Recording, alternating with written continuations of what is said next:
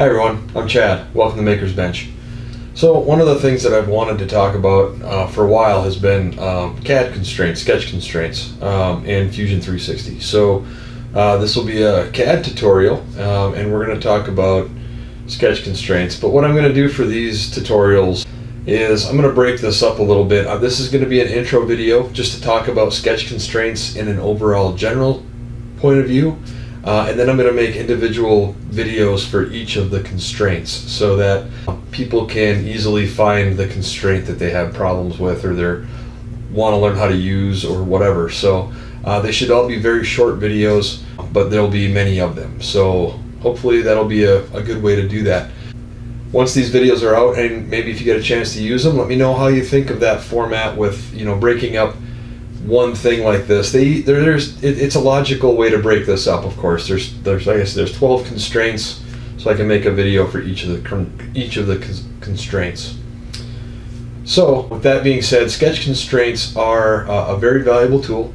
One of the things that you do when you draw in Fusion, you create your sketch, your profile shape, whatever it is you're gonna do, and for me, the idea that I want to do is I want to use as few dimensions as possible. I want to use very little actual dimensioning. And one of the reasons for that is when you go to look at your sketch later on and you want to try to, maybe you have to adjust something or you want to figure something out.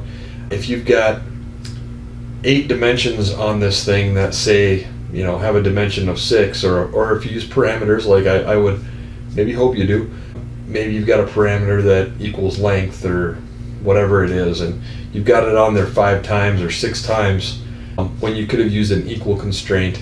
It's harder then to tell what actually drives the sketch. So using the fewest number of dimensions possible is a very, very good practice.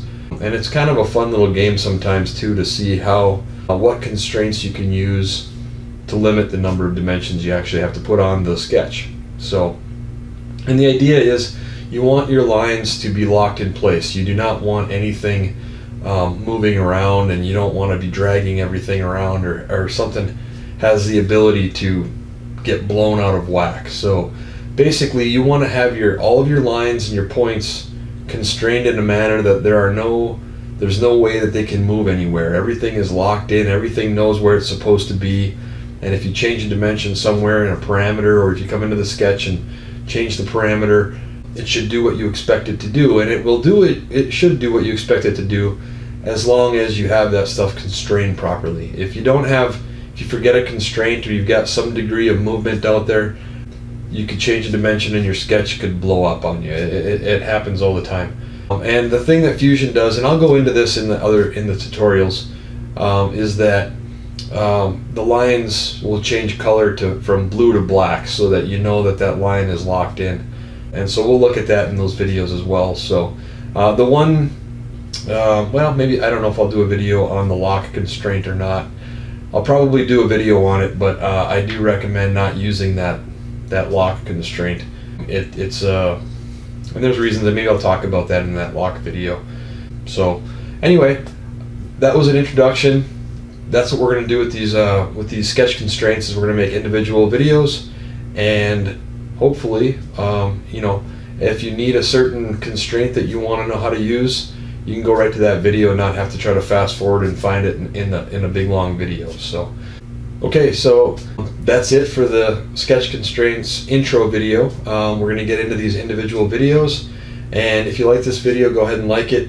If you haven't subscribed already, please go ahead and do that. If you have any comments, please put them in the comments section below. I love seeing the comments and questions that people have. And thanks for watching. See you later.